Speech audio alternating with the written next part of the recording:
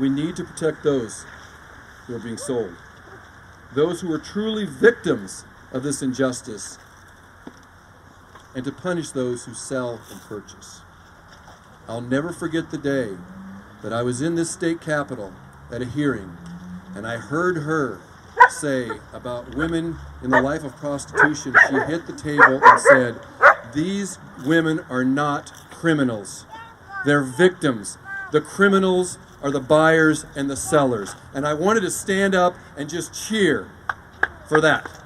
That is a huge step for our state to hear.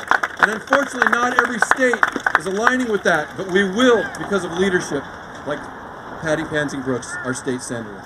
So let's welcome her.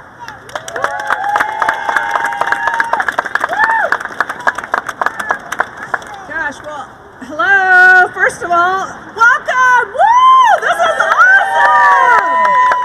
You guys, what a beautiful bunch of faces. I can't even believe. Thank you for caring. Thank you for stepping out today. We know a Husker game's going on and we're still out here battling away because these are way more important issues, aren't they? And so I appreciate your effort and your time and your energy. This is what it takes. What can I do? You can stand up and speak out and join groups. This is so important. Support Paul Yates and all the amazing work that he does every day. I'm so grateful for him. Let's give Paul a great cheer. And Megan and Carissa and all the people that are fighting every single day. Did I get Chris's name right? Okay, good. I just met her today. So anyway, I'm so grateful that you're here. I just wanted to, I was supposed to talk a little bit about the legislation. You've heard some of it, but 4 years ago, most Nebraskans thought human trafficking was something that was occurring in Nepal and in Cambodia and in Thailand and in India. 4 years ago, most Nebraskans thought that all sex for money was part of what was considered the quote-unquote oldest profession in the world. 4 years ago, there was no expansive definition of trafficking in our Nebraska statutes.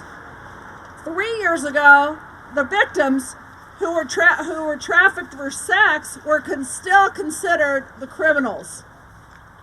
2 years ago, if a purchaser or a John had sex with a minor for money, they could get probation. Probation for having sex with a minor.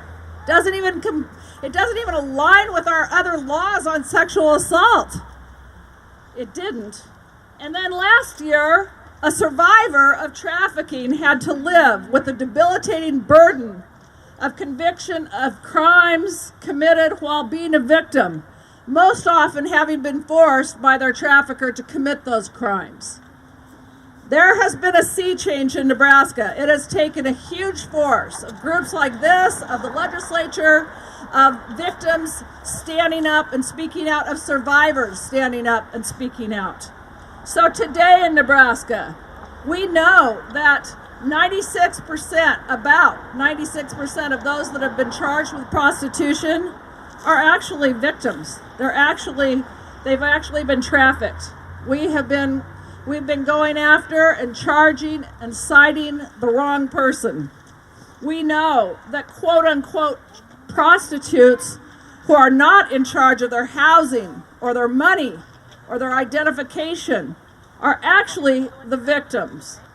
We know that in Nebraska, over 900 people are commercially trafficked every month, over 900 people, and most of them multiple times.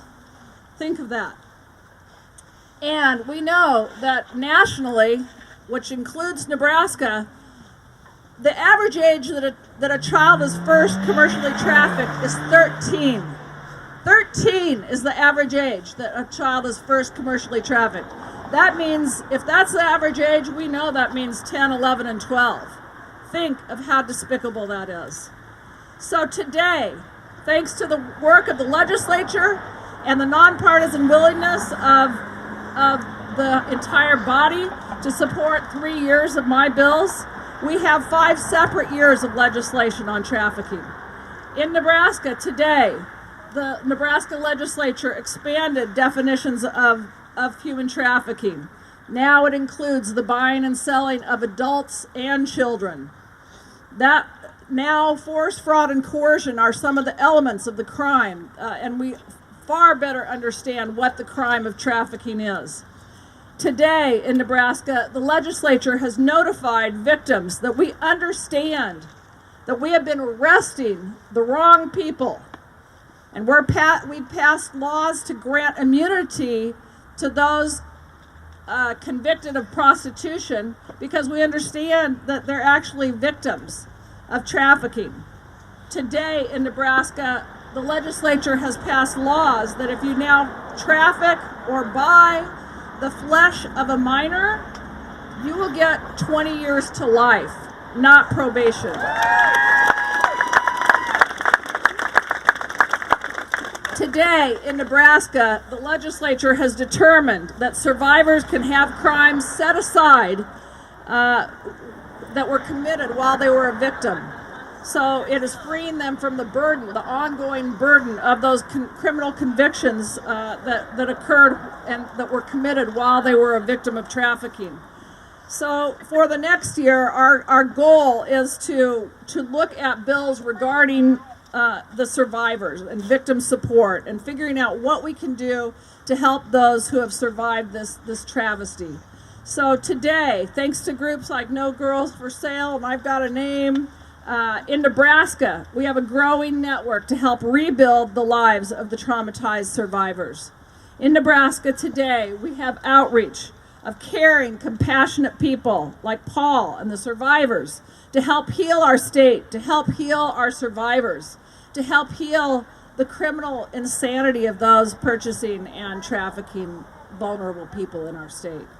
Today in Nebraska, we have new crimes, new penalties, new services, but we need to do more, and we are going to continue to do more. So now, what we know in Nebraska is that the world's oldest profession is a misnomer. It's actually the world's oldest myth. To say that prostitution is the world's oldest profession, we know now that most of the people that have been in prostitution were there not under their own power, not under their own choice or volition, but because they were forced or coerced or subject to fraud, and that their power was taken away by some people.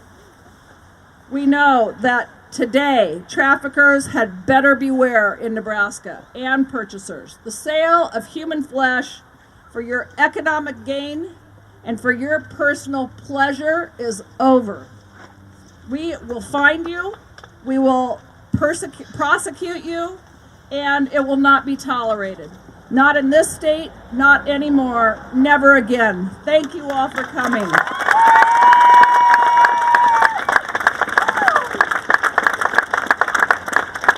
Isn't she amazing? She's amazing, and this is what we need in this state.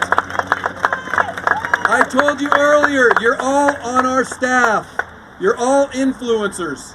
Take that message. Don't keep it to yourself. Use these phones for good. Use your social media. Talk about this. We need to become more aware of what's going on behalf of those that think there's no hope, think no one loves them, no one cares. We're there. We're there. And they need to know that. I have to do this video because I've been getting grief from Bob Burton for about 2 or 3 weeks. So remember what we're going to do now.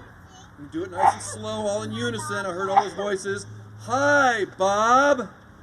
No girl for sale. I feel something. No girl for sale. We're like at the football game right now, okay? We need to be loud. Hi, Bob. No girl